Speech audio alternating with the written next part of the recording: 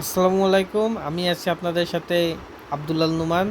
আমি হচ্ছে যে চ্যাপ্টার 3 মানে দ্বিতীয় অধ্যায়ের ঔপনিবেশিক যুগের যে প্রত্নতাত্ত্বিক ঐতিহ্য ওটাকে নিয়ে আমরা আলোচনা করব আজকে। আমরা হচ্ছে যে আজকে শুধু একটা পার্ট কমপ্লিট করব, যেটা হচ্ছে ঢাকার ভিতরের যে প্রত্নতাত্ত্বিক ঐতিহ্যগুলো আছে ওই বিষয় নিয়ে আমরা আলোচনা করব। ঠিক আছে, তাহলে আমরা শুরু করতে পারি আমাদের চ্যাপ্টারটা। তা আমাদের প্রত্ন শব্দের অর্থ হচ্ছে যে পুরানো, অর্থাৎ মানে কি পুরানো যে স্থাপত্যকর্ম বা শিল্পকর্ম, তারপর যে মূর্তি ভাস্কর্য, যেমন এই যে আমরা লালবাগ মসজিদ দেখতেছি, তারপরে যে লক্ষ্মীবাজার মসজিদ, তারপর হচ্ছে যে লক্ষ্মীবাজারের যে শাহী মসজিদ, তারপর হচ্ছে যে ঢাকেশ্বরী মসজিদ, যে পুরানো যে স্থাপত্য শিল্পকর্ম ভাস্কর্য অলঙ্কার, তারপর প্রাচীন আমলের যে মুদ্রা, এইগুলোকে আমরা বলবো হচ্ছে প্রত্নসম্পদ। তাহলে আমরা প্রত্নসম্পদ বলতে কী বুঝবো? পুরানো যে স্থাপত্য শিল্পকর্ম, পুরানো যে শিল্পকর্ম বা স্থাপত্য, ঠিক আছে, মূর্তি বা ভাস্কর্য, তারপর যে অলংকার, তারপর প্রাচীন আমলের যে মুদ্রা, এগুলোকে আমরা প্রত্নসম্পদ বলবো। যেমন এই যে আমাদের শাহী আমরা আগেই বলেছি যে লালবাগ মসজিদ, এইগুলো ঠিক আছে। এছাড়া হচ্ছে যে এই যে ঢাকেশ্বরী মসজিদ, যেটার থেকে আমাদের নাম ঢাকা আসছে বলে, যেটার থেকে আমাদের আমাদের রাজধানীর নাম ঢাকা, এই ঢাকা নামটা আসছে বলে অনুমান করা হয় এই ঢাকেশ্বরী মন্দির থেকে আসছে, ঢাকেশ্বরী মন্দির থেকে।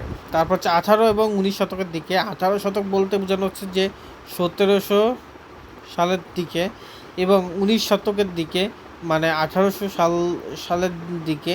তা এই যে 200 বছর, এই 200 বছর বেশ কয়েকটি গির্জা তৈরি হয়েছিল ঢাকায়। আর এর মধ্যে সবচেয়ে পুরাতন যে গির্জা সেটাকে আমরা বলতেছি হচ্ছে আর্মেনিয়ান গির্জা। এই আর্মেনিয়ান গির্জাটা তৈরি হয়েছিল 1781 সালে। ঠিক আছে, আর্মেনিয়ান গির্জাটা তৈরি হয়েছিল 1781 সালে। আর এটা হচ্ছে ছিল ঢাকার যে আরমানি টোলায় সেখানে। তারপর হচ্ছে যে আরও দুটো গির্জা আছে উল্লেখযোগ্য, যে ঢাকায় নির্মিত হয়েছিল, যেমন সেন্ট টমাস অ্যাংলিকান গির্জা, আর একটা হচ্ছে হোলি ক্রস গির্জা। এবার আসি সবচেয়ে ইম্পর্ট্যান্ট টপিক, এটাই হচ্ছে যে এই পার্টের সবচেয়ে ইম্পর্ট্যান্ট জিনিস, সেটা হচ্ছে যে বাহাদুর শাহ পার্ক। এই বাহাদুর শাহ পার্কটা তৈরি ছিল 19 শতকের মাঝামাঝি, মানে 1800 সালের মাঝখানে, মানে সম্ভবত 18 শতাব্দী, মানে 1850-এর দিকে আর কি। ঠিক আছে। তা এই যে পার্কটা বানাইছিলেন হচ্ছে যে ঢাকার নবাব আব্দুল গনি। ঠিক আছে, এই পার্কটা তৈরি করেছেন ঢাকার নবাব আব্দুল গনি। আর এই পার্কের নামকরণ করেছিলেন তিনি ব্রিটেনের যে রানী ভিক্টোরিয়া, তার নামে, ভিক্টোরিয়ার নামে। এই জায়গাটার নামকরণ করেছিলেন, যে এটার নাম হচ্ছে ভিক্টোরিয়া,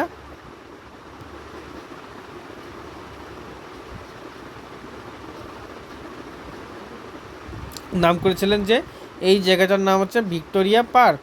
ঠিক আছে, আগে এই জায়গাটার নাম ছিল হচ্ছে আন্টাগড়। আগে এই জায়গাটার নাম কি ছিল? আন্টাগড়। আর কার নামে নামকরণ করছিলেন? এটা হচ্ছে ভিক্টোরিয়ার নামে। আর এটা তৈরি করেছিলেন হচ্ছে নবাব আব্দুল গনি।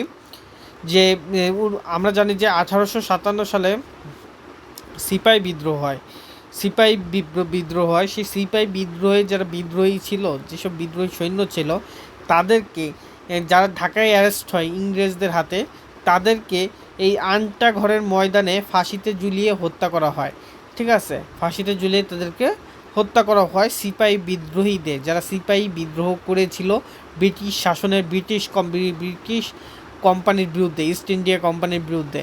পরবর্তীতে আমরা দেখতে পারি যে 1957 সালে, মানে প্রায় 100 বছর পরে, কত সাল? 1957 সালে, 1957 মানে পাকিস্তানি আমলে এই জায়গায় একটি স্মৃতিস্তম্ভ তৈরি করা হয়। যেই সৈনিকরা সিপাহি বিদ্রোহে ভারতের বা পাকিস্তানের স্বাধীনতায় জীবন দিয়েছে, ঠিক আছে, তাদেরকে স্মরণের জন্য একটা স্মৃতিস্তম্ভ তৈরি করা হয়। আর সেই